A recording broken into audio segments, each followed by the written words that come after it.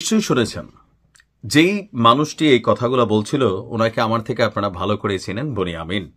তিনি আবার আমাকে খুব ভালো করে চিনেন। সম্ভবত বছর দেড়েক আগে আমাকে একটা ভিডিও বানাইছিল যে আমি সাউথ কোরিয়াতে হুন্ডি ব্যবসা করি, প্লাস ধরেন আফগানিস্তানের কোন ইসলামিক সংগঠনের সাথে লস্করে তৈয়বা বা কোনো সংগঠনের সাথে আমার ধরেন কি বলা যে যোগসাজশ আছে, মানে একটু মৌলবাদী টাইপের। আমি এই বনিয়ামিন আমাকে নিয়ে একটা ভিডিও বানিয়েছিল। কেন?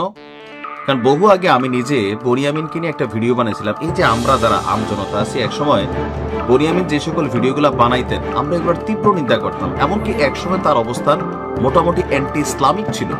তখন আমরা তার বিরুদ্ধে অনেকে ভিডিও করছি, অনেকে আমাদের কন্টেন্ট ক্রিয়েটার তখন অল্প ছিলেন, এমনকি আপনারাই তখন তাকে গালাগালি করতেন। আবার সময়ের বিবর্তনে বনিয়ামিন তার হয়তো বা ভুল বুঝতে পারছে।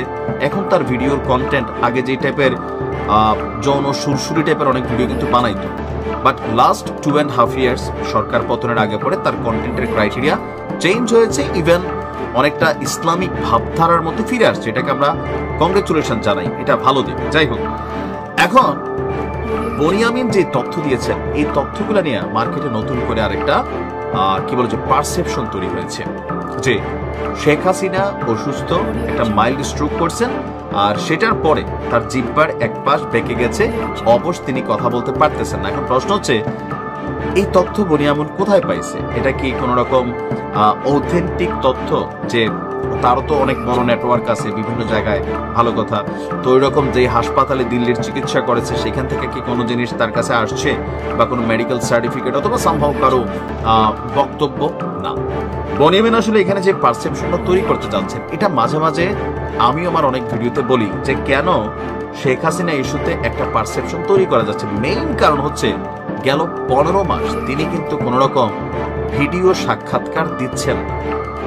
ওনার যতগুলা বক্তব্য আসতেছে সরকারের পক্ষ থেকে বা বিভিন্ন সময় যেগুলো উস্কানিমূলক, সেগুলো আওয়ামী লীগই দাবি করে যে এআই কোডা ওনার নাম দিয়ে চালাই দেওয়া হচ্ছে।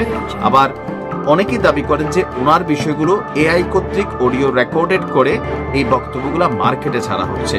সবার কাছে একটাই প্রশ্ন, তিনি কেন ভিডিও বক্তব্য দিচ্ছেন না? অথবা আন্তর্জাতিক গণমাধ্যম রয়টার্স থেকে শুরু করে এএফপি এগুলোতে সাক্ষাৎকার দেওয়া তো সোজা না। ইমেইলের মাধ্যমে তিনি দিয়েছেন অথবা ভয়েস টু ভয়েস দিচ্ছেন, কিন্তু কেন তিনি কোনো ভিডিও ফুটেজ দিচ্ছেন না?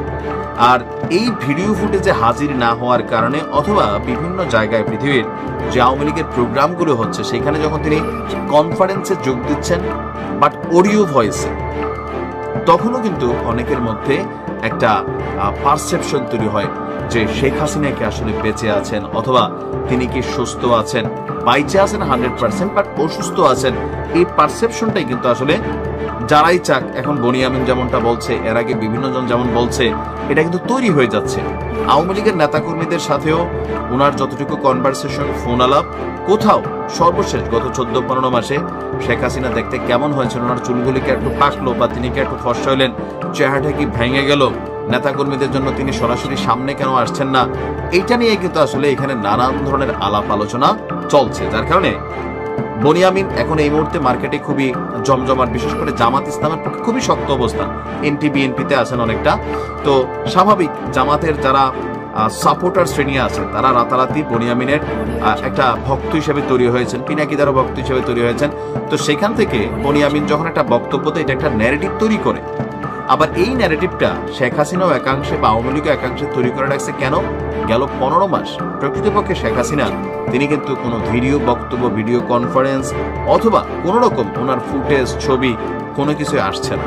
যার কারণে মানুষের মধ্যে একটু পারসেপশন তৈরি হচ্ছে যে আসলে তিনি মারা যান নাই, যেটা মারা যাওয়াটা টোটালি গুজব। কারণ শেখ হাসিনার মতো ক্যারেক্টার মারা গেলে বাংলাদেশ তোলপাড় হবে, সারা পৃথিবীতে এগুলো নিউজ হবে, কিন্তু অসুস্থ আছেন, এটা আসলে সত্য নাকি মিথ্যা, এটা কনফিউশনটা দূর করার জন্য একটাই রাস্তা।